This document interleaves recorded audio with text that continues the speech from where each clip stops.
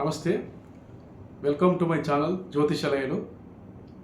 ఇప్పుడు పరాభవ నామ సంవత్సరము నడుస్తూ ఉంది. ఇందులో ముఖ్యమైన అతి అదృష్టకరమైన గ్రహంగా చెప్పుకోబడే బృహస్పతి ప్రస్తుత జూన్ 1వ తేదీ వరకు 2026 జూన్ 1వ తేదీ వరకు ఒక ఏడాది కాలం పాటు మిథున రాశిలో సంచరించడం జరిగింది. జూన్ 2వ తేదీ 2026 సంవత్సరము ఆ రోజు నుండి బృహస్పతి కర్కాటక రాశిలోకి ప్రవేశించడం జరిగింది. కర్కాటక రాశిలో బృహస్పతి అంటే గురుగ్రహము దాదాపుగా ఒక సంవత్సరం పాటు స్థిరపడి ఉంటాడు. ఒక 2 మాసాలు మాత్రము నవంబర్ డిసెంబర్ మాసాలు అతిచారం వల్ల ఈ బృహస్పతి కర్కాటక రాశి నుండి సింహరాశికి ప్రవేశించడం జరుగుతుంది. తర్వాత తిరిగి మళ్ళీ జనవరి మాసంలో తిరిగి మళ్ళీ కర్కాటక రాశిలోకి పునఃప్రవేశం చేయడం జరుగుతుంది. ఇది ముఖ్యంగా జూన్ నెలలో జరిగే ముఖ్యమైన గ్రహస్థితిలో ఉన్న మార్పు. ఇప్పుడు వృశ్చిక రాశి వారు విశాఖ నక్షత్రము 4వ పాదము, అనురాధ నక్షత్రము 1, 2, 3, 4 పాదాలు, జ్యేష్ఠ నక్షత్రము 1, 2, 3, 4 పాదాలు. ఈ నక్షత్ర పాదాలు కలిగిన వారు వృశ్చిక రాశి పరిధిలోకి వస్తారు. వృశ్చిక రాశి వారికి గత దాదాపుగా వీరికి 2013 సంవత్సరంలో 2012వ సంవత్సరము నవంబర్ డిసెంబర్ మాసంలో ఏలినాటి శని ప్రారంభమైంది. తర్వాత ఆ ఏలినాటి శని ప్రభావము దాదాపుగా 2019వ సంవత్సరం వరకు 7.5 సంవత్సరాల పాటు ఏలినాటి శని ప్రభావంకు లోనై ఉన్నారు. గడిచిన కాలంలో ఎన్నో ఇబ్బందులు కష్ట నష్టాలకు ఎదురు నిలిచి వీరు తమ జీవితాన్ని ముందుకు సాగించడం జరిగింది. 2019 అక్టోబర్ మాసం నుండి వృశ్చిక రాశి వారికి ఏలినాటి శని యొక్క దోషం తొలగి ఒక 2.5 సంవత్సరాల పాటు అంటే 2022 వరకు తృతీయ స్థానంలో అంటే వృశ్చిక రాశి నుండి 3వ స్థానంలో మకర రాశిలో శని సంచరించడం జరిగింది. సో ఒక 2.5 సంవత్సరాలు అంటే 2022వ సంవత్సరం వరకు మకర రాశిలో శని సంచారం జరిగింది. ఆ 2.5 సంవత్సరాల పాటు చెప్పుకోదగిన విధంగా వీరికి మంచి ఫలవంతమైన జీవితము చాలా అన్ని విషయాల్లోనూ ముందంజలో ఉండడం జరిగి ఉంటుంది. చాలా విషయాల్లో వీరు వారు అనుకున్న కార్యక్రమాలు సఫలం చేసుకొని ఉంటారు. విద్యార్థులు కానీ, ఉద్యోగస్తులు కానీ, కార్మికులు కానీ, రైతాంగం కానీ, ఈ విధంగా వ్యాపార వర్గాలు కానీ, రాజకీయ నాయకులు ఏ రంగంలో ఉన్నవారు అయినా కూడా 2019 నుంచి 2022-23 సంవత్సరం వరకు వీరికి చాలా అద్భుతంగా నడిచిందని చెప్పవచ్చు. తర్వాత 2023వ సంవత్సరం నుండి 2025వ సంవత్సరం వరకు దాదాపు 2.5 సంవత్సరాల కాలం పాటు శనీశ్వరుడు తృతీయ స్థానమైన మకరం నుండి తిరిగి ఆయన కుంభరాశిలోకి ప్రవేశించడం జరిగింది. దాదాపు 2025 నుండి 2023 నుండి 2025వ సంవత్సరము వరకు కుంభరాశిలో స్థిరపడి ఉన్నాడు. ఆ సమయంలో అర్ధాష్టమ శని అంటారు. అప్పుడు కూడా వారు ఇంటికి సంబంధించిన విషయాలు, గృహానికి సంబంధించిన విషయాలు, రియల్ ఎస్టేట్ వ్యాపారము, లేకుంటే స్థిరచరాశులకు సంబంధించిన విషయాలు, దాంతోపాటు తల్లికి సంబంధించిన విషయాలు, మాతృవర్గ అనానుకూలతలు, కొన్ని సందర్భాల్లో తల్లి దూరం కావడము, లేక తల్లి యొక్క ఆశీర్వాదము పొందలేకపోవడము, ఇటువంటి ఫలితాలు కూడా వారు అనుభవించి ఉంటారు. 2023 నుండి 2025వ సంవత్సరం వరకు చాలా గడ్డు కాలం అని చెప్పవచ్చు. ఏ పని చేసినా కూడా, ఏ కార్యం మొదలుపెట్టినా కూడా అది మధ్యలోనే విఘ్నం కావడము, లేదా వాయిదా పడడము, లేకుంటే ఏ విధమైన పురోభివృద్ధి లేకుండా ఉండడము జరిగి ఉంటుంది. 2023వ సంవత్సరం నుండి 2025వ సంవత్సరము దాదాపుగా ఇప్పుడు కూడా 2025వ సంవత్సరం మార్చి నెలలో శనీశ్వరుడు 5వ స్థానంలోకి ప్రవేశించడం జరిగింది, మీనరాశిలోకి.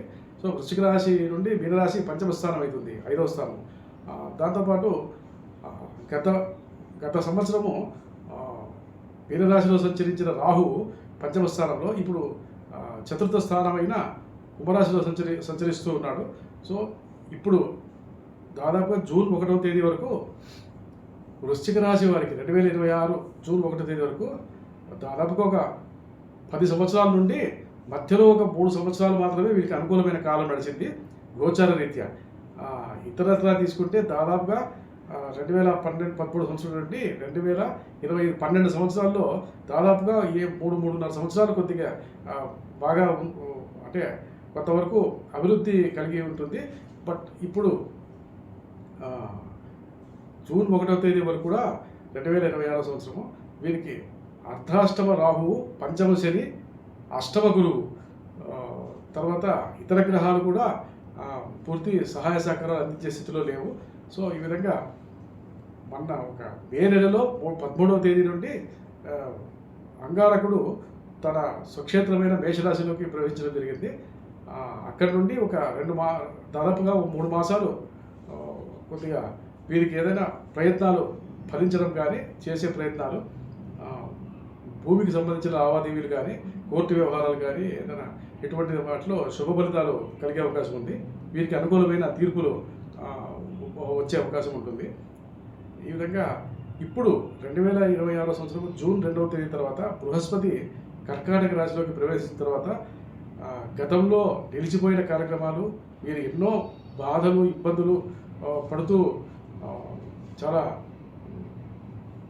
జీవితంలో చాలా ఎదురుదెబ్బలు తిని ఎన్నో ఆటుపోట్లు ఎదుర్కొని నిలిచి ఉంటారు.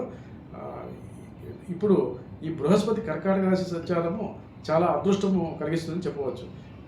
ఎన్నో విషయాల నుండి ఎన్నో కష్ట నష్టాలు, ఇబ్బందులు, ఏ విధమైన కార్యక్రమాలు ప్రారంభించినా అవి కుంటుపడడము, అభివృద్ధిలోకి రాలేకపోవడము, వ్యాపారం కానీ, వృత్తి ఉద్యోగాలు కానీ అన్ని రంగాల వారికి చాలా ఇబ్బందికరమైన పరిస్థితులు నెలకొని ఉన్నాయి ఇప్పుడు వృశ్చిక రాశి వారికి.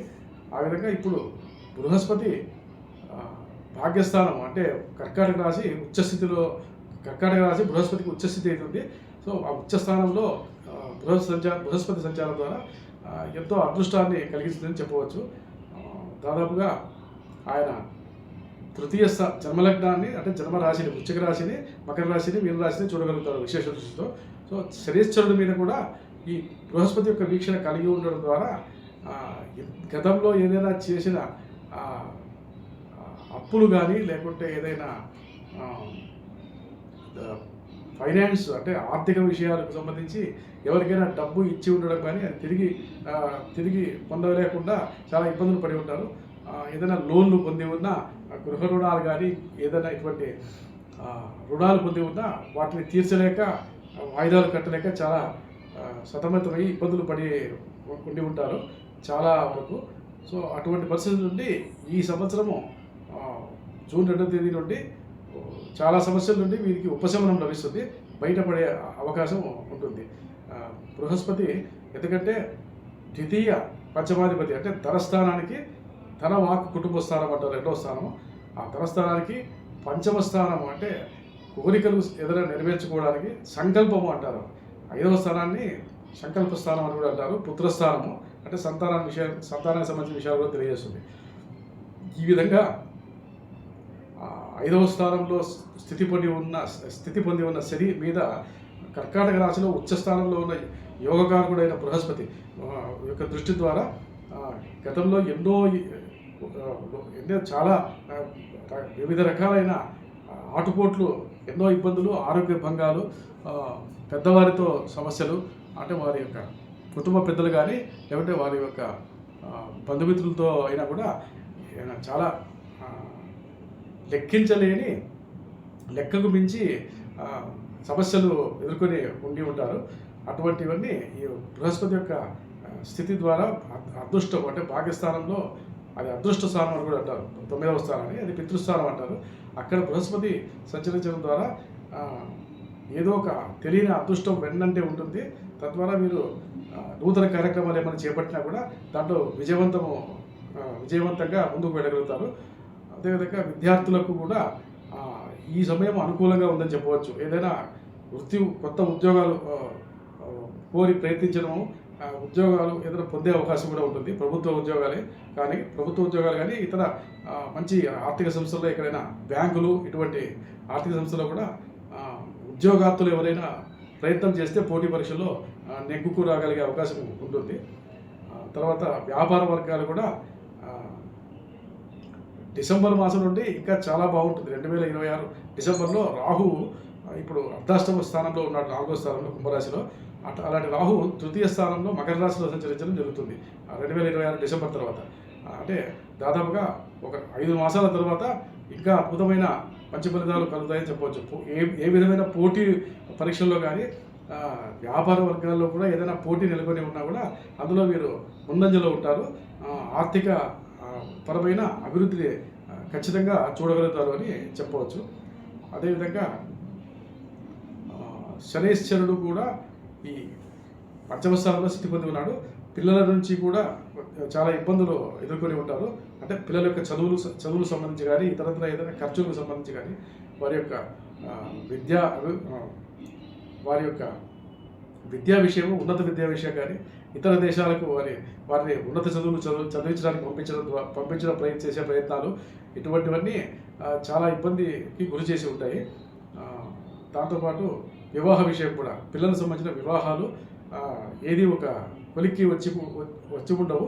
చాలా మానసికమైన కుంగుబాటు ఇటువంటి ఫలితాలన్నీ అనుభవించి ఉంటారు ఈ వృశ్చిక రాశి వారు. వాటి నుండి ఇప్పుడు దాదాపుగా విముక్తి పొందే అవకాశము కనిపిస్తోంది. దాంతోపాటు అంగారకుడు కూడా ఇప్పుడు మేషరాశిలో స్వక్షేత్రంలో సంచరిస్తున్నాడు. దాదాపుగా జూన్ 22-23వ తేదీ వరకు ఆయన మేషరాశిలో సంచరించడం జరుగుతుంది. అది చాలా శక్తివంతమైన రాశి అని చెప్పవచ్చు. అంటే ఏదైనా శత్రువు రోగ రుణ అంటే ఎవరైనా మనం వృశ్చిక రాశి వారికి ఎవరైనా కాని వారు గిట్టని వారు అంటే వారి మీద ఏదైనా దుష్ప్రచారం చేయడం కానీ వారి మీద ఏదైనా దుశ్చర్యలు తీసుకోవడం ద్వారా ఏదైనా అపాయం తలపెట్టినా కూడా అటువంటివన్నీ బెడిసికొట్టే అవకాశం ఉంటుంది. ఆ విధంగా అంగారకుడు మంచి 6వ స్థానంలో స్వక్షేత్ర స్థితిలో ఉన్నాడు. అంటే శత్రురోగ రుణ రాహిత్యము అంటారు. అంటే ఏదైనా ఆరోగ్య భంగాలు ఉన్నా కూడా అవి ఇప్పుడు తగ్గుముఖం పడతాయి. ఏదైనా అప్పులు అంటారు, అంటే రుణాలు ఏదైనా ఉన్నా కూడా బ్యాంకు రుణాలు కావచ్చు, ఇతరత్ర ఏదైనా తెలిసిన వారి వద్ద బంధుమిత్రుల వద్ద ఎక్కడైనా రుణాలు తీసుకున్నా వాటిని తీర్చలేక చాలా ఇబ్బందులు పడి ఉంటారు. వాటన్నిటి నుండి ఇప్పుడు విముక్తి అయ్యే అవకాశము కనిపిస్తుంది. ఓవరాల్గా తీసుకుంటే వృశ్చిక రాశి వారికి చాలా యోగదాయకమైన అదృష్ట సమయం అని తెలియజేయవచ్చు. ఈ జూన్ 2వ తేదీ తర్వాత ఒక ఏడాది పాటు అది వృశ్చిక రాశికి సంబంధించిన ముఖ్యమైన విషయాలు. తర్వాత వృశ్చిక రాశి వారికి కెంపు అని ఒక రత్నం ఉంది. అది సూర్యుడికి సంబంధించిన రత్నం. దశమాధిపతి సూర్యుడు. వృత్తి ఉద్యోగాలకు సంబంధించి కీర్తి ప్రతిష్టలు, పేరు ప్రఖ్యాతులు వీటికి సంబంధించిన ఆధిపత్యము సూర్యగ్రహం కలిగి ఉంటుంది. సో సూర్యుడికి సంబంధించిన కెంపు అంటారు. అంటే అదే మాణిక్యము అని దాని పేరు. అది కుడి చేతి ఉంగరం వేలుకు ధరించడం ద్వారా, ఆదివారం రోజు ధరించడం ద్వారా ఎన్నో విషయాల్లో విజయవంతమైన ఫలితాలు అందిపుచ్చుకునే అవకాశం ఉంటుంది. దాంతోపాటు కనకపుష్య రాగము అంటే ఎల్లో సఫైర్ అంటారు. ఈ రత్నము ధరించడం ద్వారా, చూపుడు వేలుకు ధరించడం ద్వారా మీరు అనుకునే కార్యక్రమాల్లో ముందుకు వెళ్ళడము, ఆర్థిక విషయాల్లో బలం పుంజుకోవడం జరుగుతుంది. వృత్తి ఉద్యోగ వ్యాపారాల్లో చాలా ఉన్నత స్థాయిలో ఫలితాలు కలిగే అవకాశం ఉంటుంది. ఈ ఎల్లో సఫైర్ అంటే కనకపుష్యరాగం అనే ఒక రత్నాన్ని చూపుడు వేలుకు ధరించడం ద్వారా ఇటువంటి సత్ఫలితాలు పొందే అవకాశం ఉంటుంది. ఇది వృశ్చిక రాశికి సంబంధించిన ముఖ్యమైన విషయాలు. మొత్తంగా తీసుకుంటే ఈ జూన్ 2వ తేదీ నుండి 2026 సంవత్సరము జూన్ నుండి దాదాపు 3 సంవత్సరాల వరకు బృహస్పతి కర్కాటకం రాశిలో 2027 జూన్ వరకు సంచరిస్తూ ఉంటాడు. తర్వాత సింహరాశి పోవడం జరుగుతుంది. సింహరాశికి ప్రవేశించడము ఆ సమయానికి వీరికి గోచార స్థితిలో అనుకూలతలు, చాలా అద్భుతమైన అనుకూలతలు గోచరిస్తున్నాయి. రాహు 2026 డిసెంబర్ మాసంలో తృతీయ స్థానంలోకి రావడం జరుగుతుంది, మకర రాశిలోకి. అదే సమయంలో తర్వాతి సంవత్సరం 2027 జూన్ జూలై మాసాల్లో శనీశ్వరుడు పంచమ స్థానం నుండి 6వ స్థానానికి ప్రవేశించడం జరుగుతుంది మేషరాశికి. సో చాలా ఇది అద్భుతమైన గ్రహస్థితి అని చెప్పవచ్చు. 2026 డిసెంబర్ తర్వాత దాదాపుగా ఒక 3 సంవత్సరాలు 4 సంవత్సరాల కాలము చాలా అద్భుతమైన ఫలితాలు మీరు ఆశించవచ్చు. గతంలో ఎన్నో కోల్పోయిన విషయాలు, ఎన్నో చాలా కష్టనష్టాలకు గురి అయి ఉంటారు. వాటన్నింటినీ తిరిగి పొందడము, అటువంటి శుభ ఫలితాలు చాలా వరకు జరిగే అవకాశం ఉంటుంది. ఇది వృశ్చిక రాశి వారికి సంబంధించిన విషయాలు. మరో ముఖ్యమైన విషయము, వీరు ఆహార్యం విషయంలో అంటే దుస్తులు పసుపు రంగు కానీ లేక గోధుమ రంగు కానీ, పసుపు రంగు, ఎరుపు రంగు, మెరూన్ కలర్ అంటారు, ముదురు ఎరుపు కానీ, లేత ఎరుపు కానీ, గులాబీ రంగు కానీ, గోధుమ రంగు, ఇటువంటి పసుపు ముఖ్యంగా ఎల్లో కలర్, ఈ రంగు గల దుస్తులు ధరించడం ద్వారా ముఖ్యమైన కార్యాలకు వెళ్ళినప్పుడు ఈ దుస్తులు ధరించడం ద్వారా మంచి సత్ఫలితాలు, విజయవంతంగా వారు అనుకున్న కార్యక్రమాలు ముగించే అవకాశం కలిగి ఉంటారు. ఇది వృశ్చిక రాశికి సంబంధించిన ముఖ్యమైన విషయాలు. మరో వీడియోలో మరో ముఖ్యమైన అంశం గురించి తెలియజేస్తాను. ఈ వీడియో మీకు నచ్చినట్లయితే దయచేసి లైక్ చేసి సబ్స్క్రైబ్ చేసుకోండి. నమస్తే.